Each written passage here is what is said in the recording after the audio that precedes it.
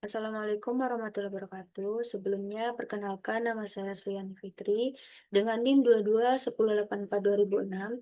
Adapun pada kesempatan kali ini, saya akan mempresentasikan video presentasi seminar proposal penelitian saya yang berjudul Manajemen Strategi SMA 1 Parangpanjang dalam Mempertahankan Mutu Sekolah. Sebelumnya, yang saya hormati dan juga saya ingin mengucapkan terima kasih banyak kepada dosen pembimbing yang telah membimbing saya hingga saya bisa sampai di tahap sekarang ini.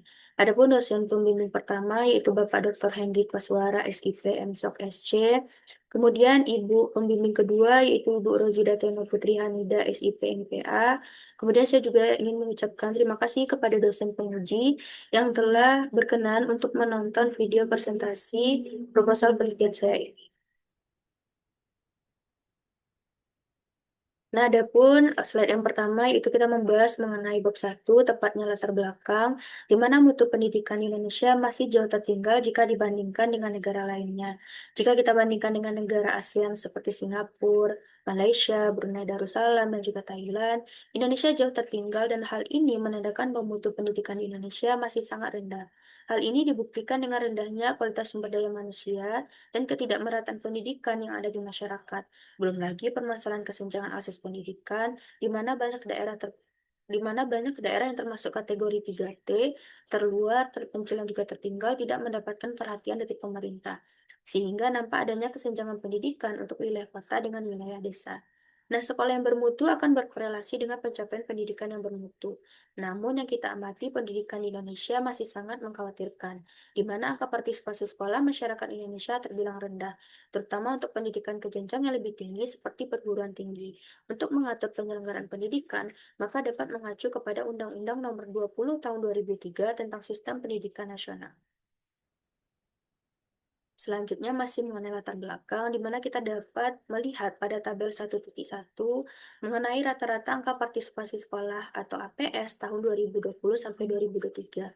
Nah, untuk anak usia 7 sampai 12 tahun atau untuk anak usia SD dan anak usia 13 sampai 15 tahun atau untuk jenjang SMP sebenarnya sudah menunjukkan angka yang baik, terutama untuk jenjang pendidikan dasar di mana kuantitasnya selalu berada di angka 95% ke atas. Namun kondisi yang berbeda kita amati pada APS anak usia 16-18 tahun atau jenjang SMA dan anak usia 19-24 tahun untuk jenjang mahasiswa, di mana fenomena yang terjadi menunjukkan bahwa semakin tinggi jenjang pendidikannya, maka semakin rendah APS-nya. Sehingga perlu perhatian penting akan pengelolaan setiap sekolah, sehingga outputnya dapat meningkatkan mutu sekolah dan juga mutu pendidikan. Nah, berkaitan dengan mutu sekolah dan juga mutu pendidikan, maka kita dapat korelasikan dengan peraturan di dalam pasal 1 ayat 22 dalam Undang-Undang Nomor 20 Tahun 2003 tentang Sistem Pendidikan Nasional. Nah, adapun alasan dari peneliti memilih Lofus atau memilih SMA 1 Parangpanjang, yang pertama adalah berkaitan dengan APS tadi, di mana rata-rata lama sekolah masyarakat Kota Parangpanjang menduduki peringkat pertama jika dibandingkan dengan 19 kabupaten atau kota yang ada di Provinsi Sumatera Barat, di mana total rata-rata lama sekolah Kota Parangpanjang itu sebesar 11,94 tahun. Nah, yang kedua, SMA 1 Parangpanjang merupakan sekolah unggul Sumatera Barat yang dinyatakan di dalam SK pada tahun 1997 yang berlandaskan IMTEK dan juga INTAP. Kemudian SMA 1 Parangpanjang memiliki rekam jejak yang bagus, baik dari banyaknya lulusan yang berhasil diterima di berbagai perguruan tinggi, maupun prestasi akademik dan juga non-akademik peserta didiknya. Dan hal ini dapat dilihat dari tabel 1.2, di mana SMA 1 Parangpanjang berhasil menduduki peringkat keempat pada peringkat UTBK di tahun 2022. Kemudian juga gambar 1.3 memperlihatkan bagaimana pencapaian prestasi akademik dan juga non-akademik peserta didik di SMA 1 Parangpanjang dari tahun 2020 sampai tahun 2024 mengalami peningkatan atau regres. Kemudian SMA 1 Parangpanjang juga berhasil pada tahun 2024 memenangkan perlombaan di tingkat perpustakaan, di ajang perpustakaan di mana mendapatkan juara satu di tingkat provinsi dan juga juara tiga di tingkat nasional. Nah, adapun fenomena empiris dan teoritisnya, yang pertama kita lihat adanya masalah atau tantangan internal, baik itu berkaitan dengan pengelolaan siswa asrama dan non-asrama, kemudian keterbatasan sarana, prasarana, dan juga tenaga pengajar atau guru. Kemudian juga ada tantangan eksternal, di mana penerapan sistem zonasi dan perubahan sistem pendidikan yang menyebabkan terjadinya penurunan motivasi belajar siswa. Nah, hal ini juga dapat dilihat dari bukti nyatanya, di mana terjadi penurunan yang sangat terlihat atau signifikan dari peringkat UTBK SMA 1 Parangpanjang dari tahun 2021 sampai tahun 2023. Di mana pada tahun 2021 pada gambar 1.1 itu SMA 1 Parangpanjang menduduki peringkat 2. Padahal di tahun 2020 SMA 1 Parangpanjang menduduki peringkat pertama. Turun lagi pada tahun 2022 kepada peringkat keempat dan pada tahun 2023 turun menjadi peringkat kelima. Kemudian juga banyaknya keluhan dari peserta didik di mana banyak peraturan yang tiba-tiba ada, padahal sebelumnya tidak ada peraturan tertulis atau peraturan yang disosialisasikan oleh pihak sekolah, dan ini dikeluhkan oleh anak asrama.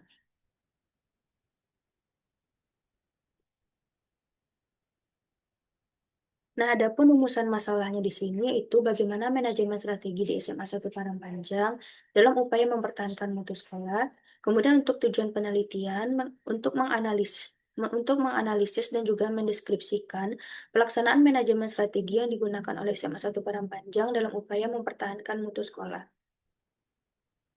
Adapun manfaat penelitian yaitu terbagi dua, yaitu manfaat teoritis dan juga manfaat praktis.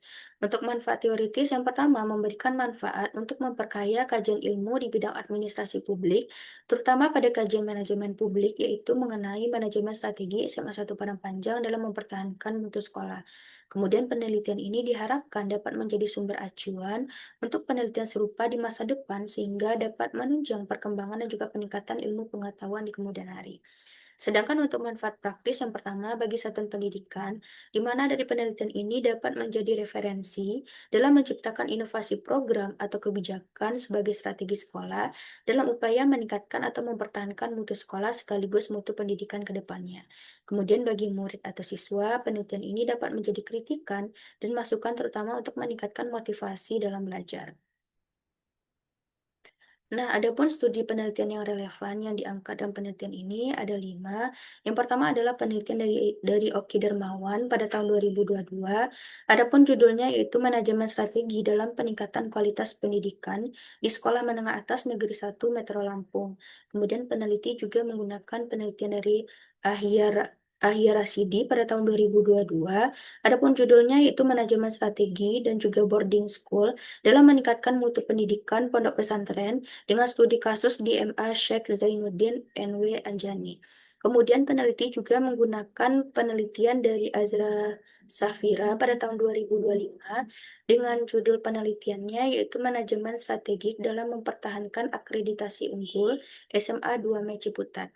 Kemudian peneliti juga menggunakan penelitian dari Miftah Falak pada tahun 2020 dengan judul Manajemen Strategi dalam Meningkatkan Mutu Sekolah di Man 1 Tegal. Dan terakhir, peneliti juga menggunakan penelitian dari Fitrianingsih pada tahun 2024 dengan judul yaitu Manajemen Strategi dalam Meningkatkan Mutu dan juga Peringkat Akreditasi di SMP Lentera Hati Islamic Boarding School.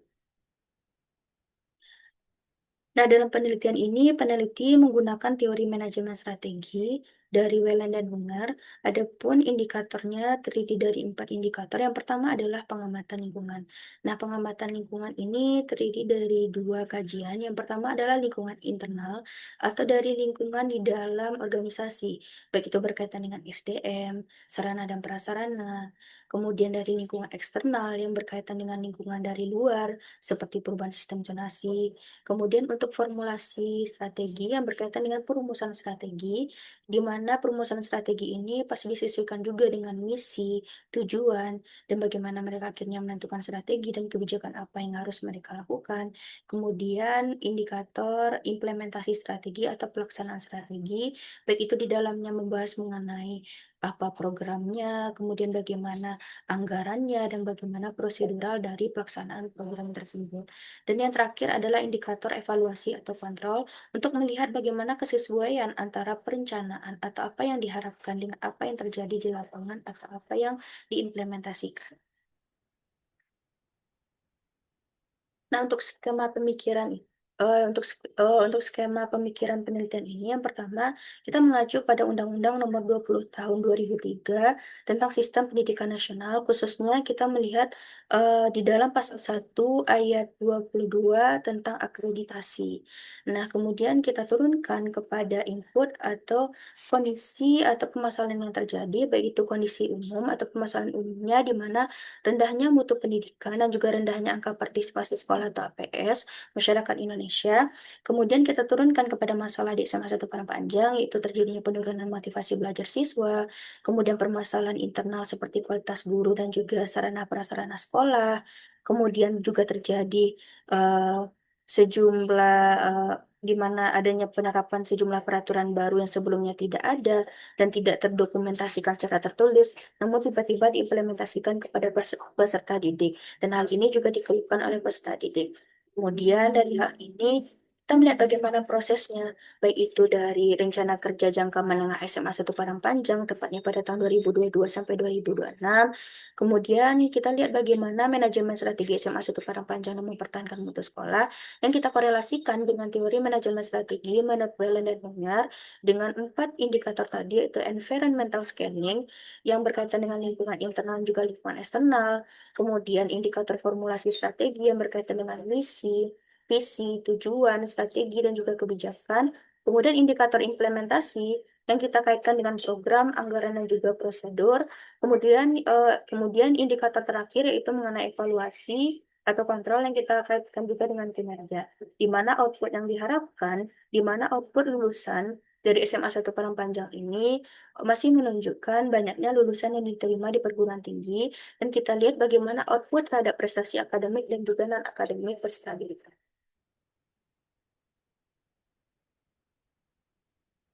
Nah, selanjutnya adalah definisi konsep. Adapun definisi konsep yang pertama adalah manajemen strategi.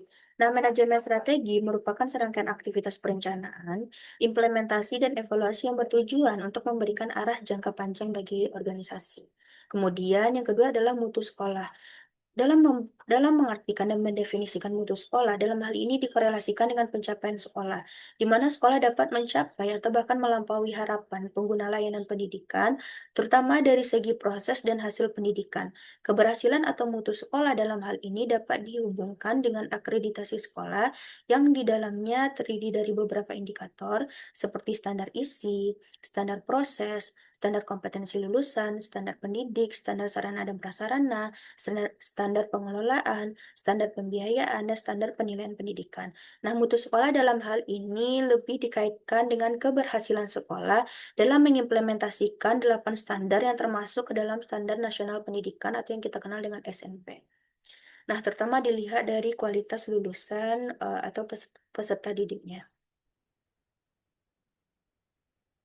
Nah, selanjutnya yaitu mengenai definisi operasional.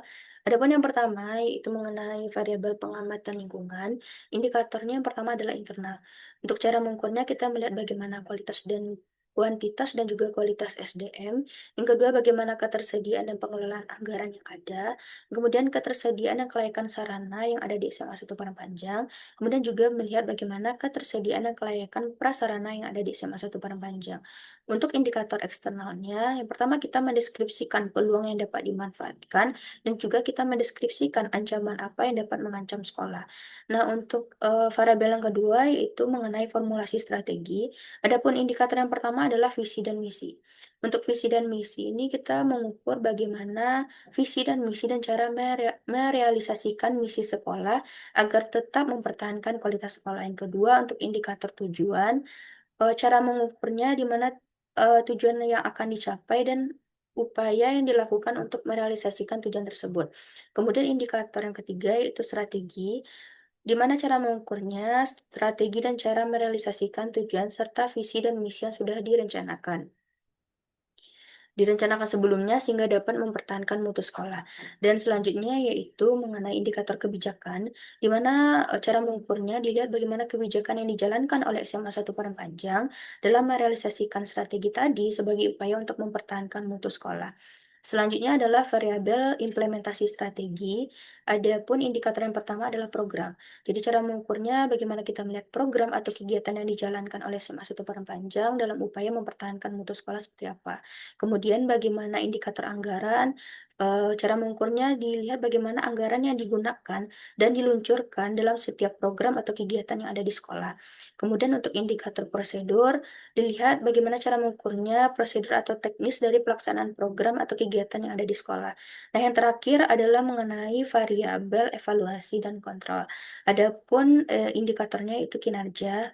Adapun cara mengukurnya yang pertama adalah perbandingan pelaksanaan program dengan perencanaan yang sudah dirumuskan sebelumnya. Yang kedua adalah pengawasan dari pelaksanaan program atau kegiatan. Selanjutnya, dampak dari penerapan program terhadap mutu sekolah. Dan yang terakhir, bagaimana kegiatan evaluasi dan upaya peningkatan yang dilakukan dari sekolah. Selanjutnya pada bab 3 yaitu mengenai metode penelitian. Adapun pendekatan dan desain penelitian di sini, peneliti menggunakan pendekatan penelitian kualitatif dengan jenis penelitian atau desain penelitiannya yaitu penelitian deskriptif. Untuk teknik pengumpulan data, di sini peneliti menggunakan tiga teknik pengumpulan data. Yang pertama adalah observasi, yang kedua wawancara, dan yang ketiga adalah dokumentasi. Selanjutnya adalah mengenai teknik pemilihan informan. Di sini peneliti menggunakan teknik purposive sampling atau sampel bertujuan, di mana peneliti menentukan kriteria dalam menentukan informan kunci yang akan mereka tuju. Adapun informan kunci di sini adalah kepala sekolah dan juga wakil kepala sekolah, kemudian ada guru atau tenaga pendidik, dan yang terakhir adalah wakil kurikulum. Nah, untuk peranan penelitian, di sini peneliti berperan sebagai instrumen utama di dalam penelitian. Untuk proses penelitian, adapun proses penelitiannya yang pertama adalah tahap perencanaan, kemudian tahap pelaksanaan, dan yang terakhir adalah tahap pelaporan. Nah, berkaitan dengan selanjutnya yaitu mengenai teknik keabsahan data. Di sini peneliti menggunakan triangulasi sumber. Adapun triangulasi sumbernya yang pertama adalah peserta didik atau murid di SMA 1 Padang Panjang. Nah, pemilihan peserta didik ini sebagai informan triangulasi karena mereka merupakan pihak yang merasakan langsung atau menjadi objek dari berbagai program yang ada di sekolah atau berbagai kegiatan yang telah diimplementasikan di sekolah. Yang kedua, yaitu komite sekolah atau orang tua. Komite sekolah dalam hal ini memiliki peran dan fungsi yang sangat penting, di mana komite sekolah biasanya terdiri dari orang tua, guru, dan pemegang saham. Mereka lah yang mengelola pendanaan untuk berbagai aktivitas atau program sekolah. Selanjutnya, Selanjutnya di sini peneliti juga menggunakan Dinas Pendidikan Provinsi Sumatera Barat sebagai triangulasi sumber karena seluruh sekolah menengah atas kini berada di bawah naungan Dinas Pendidikan Provinsi Sumatera Barat. Hal ini berdasarkan Undang-Undang Nomor 23 Tahun 2014, sehingga dalam hal ini pengambilan berbagai data penunjang dapat diakses langsung di Dinas Pendidikan Provinsi Sumatera Barat. Dan yang terakhir triangulasi sumbernya adalah sekolah lain, di mana sekolah lain yang dituju yaitu SMA 1 Sumatera Barat. Sekolah lain dalam hal ini dapat dijadikan sebagai perbandingan atau benchmarking di mana penelitian dapat membandingkan bagaimana manajemen strategi di sekolah lain untuk menemukan pola dan mengidentifikasi strategi apa yang dilakukan oleh SMA 1 Kota Padang Panjang dalam mempertahankan mutu sekolah. Mungkin sekian yang dapat saya sampaikan, terkurang dan terlebih saya mohon maaf. Assalamualaikum warahmatullahi wabarakatuh.